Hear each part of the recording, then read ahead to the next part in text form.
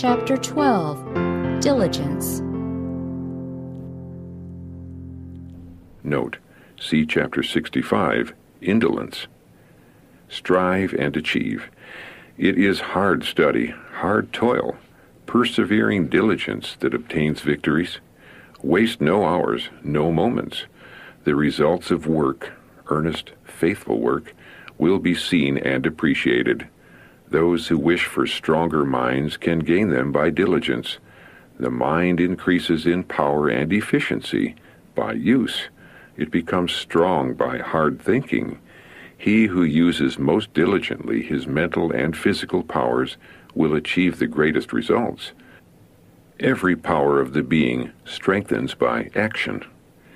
Attain highest possible capacity. The true object of education should be carefully considered. God has entrusted to each one capacities and powers that they may be returned to him enlarged and improved.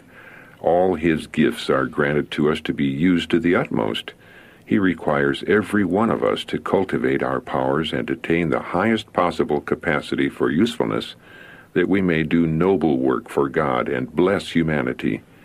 Every talent that we possess, whether of mental capacity, money, or influence, is of God, so that we may say with David, "All things come of thee, and of thine own have we given thee."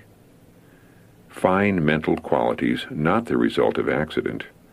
True success in any line of work is not the result of chance or accident or destiny. It is the outworking of God's providences, the reward of faith and discretion, of virtue and perseverance. Fine mental qualities and a high moral tone are not the result of accident. God gives opportunities. Success depends upon the use made of them. Mental culture is what we need. Mental culture is what we as a people need and what we must have in order to meet the demands of the time. Poverty, humble origin, and unfavorable surroundings need not prevent the cultivation of the mind. The mental faculties must be kept under the control of the will, and the mind not allowed to wander or become distracted with a variety of subjects at a time, being thorough in none. Difficulties will be met in all studies, but never cease through discouragement. Search, study, and pray. Face every difficulty manfully and vigorously. Call the power of will and the grace of patience to your aid, and then dig more earnestly till the gem of truth lies before you, plain and beautiful, all the more precious because of the difficulties involved in finding it. Do not then continually dwell upon this one point, concentrating all the energies of the mind upon it, constantly urging it upon the attention of others, but take another subject and carefully examine that. Thus mystery after mystery will be unfolded to your comprehension. 2 valuable victories will be gained by this course. You have not only secured useful knowledge, but the exercise of the mind has increased mental strength and power. The key found to unlock one mystery may develop also other precious gems of knowledge heretofore undiscovered. The law of the mind. It is a law of the mind that it will narrow or expand to the dimensions of the things with which it becomes familiar. The mental powers will surely become contracted and will lose their ability to grasp the deep meanings of the Word of God unless they are put vigorously and persistently to the task of searching for truth. The mind will enlarge if it is employed in tracing out the relation of the subjects of the Bible, comparing Scripture with Scripture, and spiritual things with spiritual. Go below the surface. The richest treasures of thought are waiting for the skillful and diligent student. Call latent powers to action. In the common walks of life there is many a toiler patiently treading the round of his daily tasks, unconscious of latent powers that, roused to action, would place him among the world's great leaders. The touch of a skillful hand is needed to arouse and develop those dormant faculties. It was such men whom Jesus connected with himself, and he gave them the advantages of 3 years' training under his own care. No course of study in the schools of the rabbis or the halls of philosophy could have equaled this in value. Many might be intellectual giants. Many of our laborers might today be intellectual giants had they not been content to meet a low level, but been diligent and let their thoughts and investigations plow deep. Many of our young people are in danger of being superficial, of failing to grow up to the full stature of men and women in Christ Jesus. They consider that they have a sufficient degree of knowledge and understanding of subjects, and if they do not love study, they will not plow deep to obtain all the treasures possible for them to acquire. Self-discipline necessary. God requires the training of the mental faculties. They need to be so cultivated that we can, if necessary, set the truth before the highest earthly powers to the glory of God. The converting power of God upon heart and character is also needed every day. Self-discipline must be carried on by everyone who claims to be a child of God, for it is in this way that the mind and will are brought into subjection to the mind and will of God. Decided discipline in the cause of the Lord will accomplish more than eloquence and the most brilliant talents. An ordinary mind, well trained, will accomplish more and higher work than the most educated mind and the greatest talents without self-control. Angels take hold of reasoning minds. The heavenly angels are at work to take hold of reasoning minds, and their power is mightier than the hosts of darkness.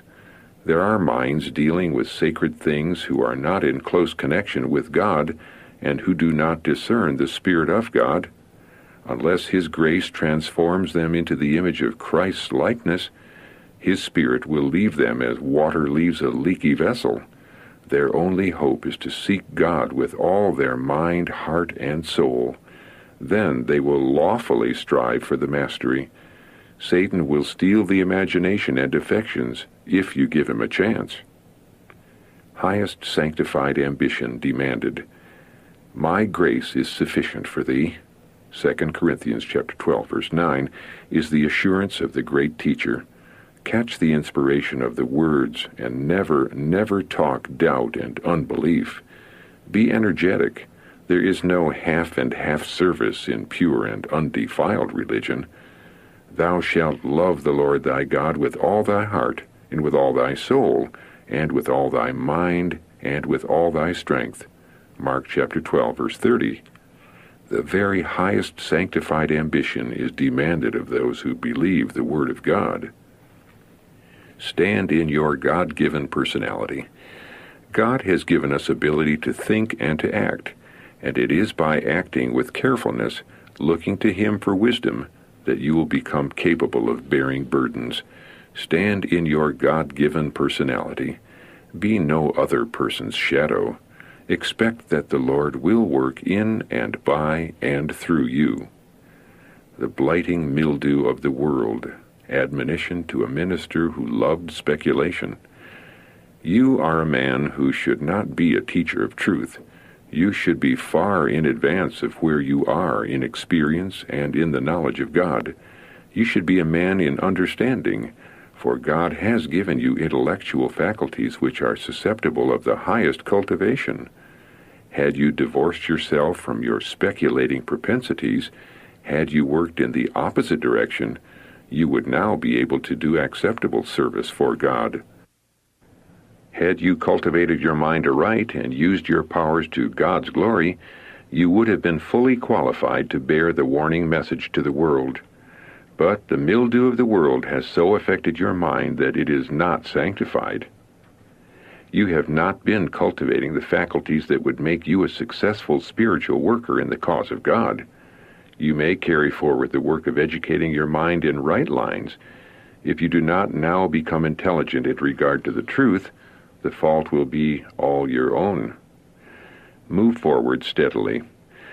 I want your ambition to be a sanctified ambition so that angels of God can inspire your heart with holy zeal, leading you to move forward steadily and solidly, and making you a bright and shining light.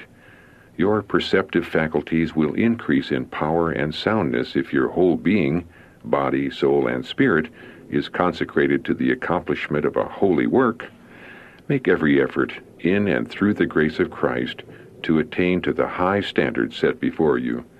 You can be perfect in your sphere as God is perfect in his sphere. Has not Christ declared, "Be ye therefore perfect, even as your Father which is in heaven is perfect"? Matthew chapter 5, verse 48. Cultivate every power. He desires that we shall constantly be growing in holiness, in happiness, in usefulness. All have capabilities which they must be taught to regard as sacred endowments, to appreciate as the Lord's gifts, and rightly to employ. He desires the youth to cultivate every power of their being and to bring every faculty into active exercise. He desires them to enjoy all that is useful and precious in this life, to be good and to do good, laying up a heavenly treasure for the future life. Opportunities within reach of all. There are opportunities and advantages which are within the reach of all to strengthen the moral and spiritual powers. The mind can be expanded and ennobled, and should be made to dwell upon heavenly things. Our powers must be cultivated to the uttermost, else we shall fail of meeting God's standard. Unless it, that is the mind, flows in a heavenward direction, it becomes an easy prey to the temptation of Satan to engage in worldly projects and enterprises that have no special connection with God.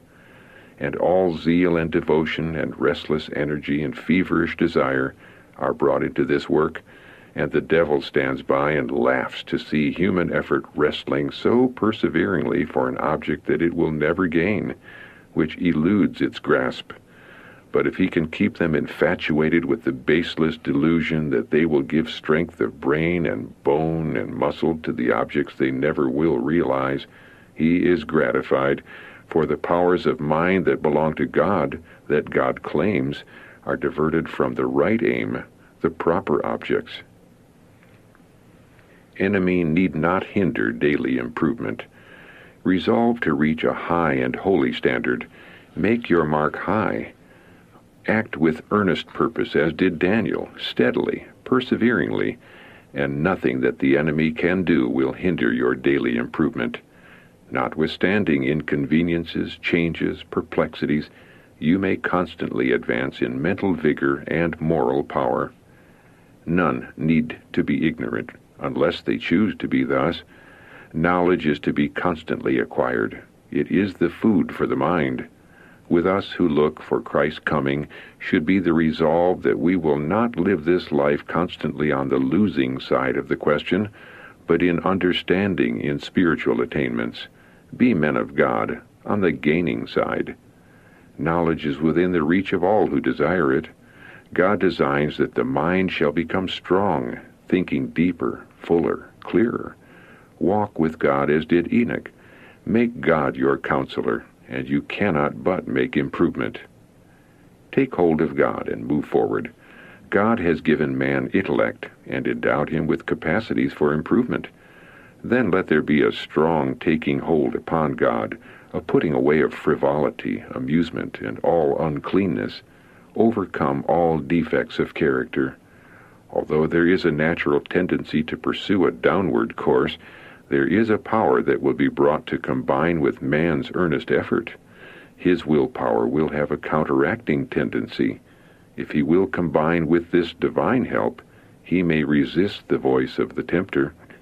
But Satan's temptations harmonize with his defective, sinful tendencies and urge him to sin. All he has to do is to follow the leader, Jesus Christ, who will tell him just what to do. God beckons to you from his throne in heaven, presenting to you a crown of immortal glory, and bids you to fight the good fight of faith and run the race with patience. Trust in God every moment.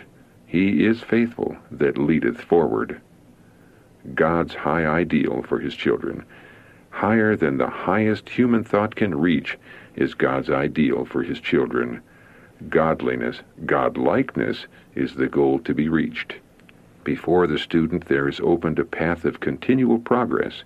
He has an object to achieve, a standard to attain, that includes everything good and pure and noble. He will advance as fast and as far as possible in every branch of true knowledge, but his efforts will be directed to objects as much higher than mere selfish and temporal interests as the heavens are higher than the earth.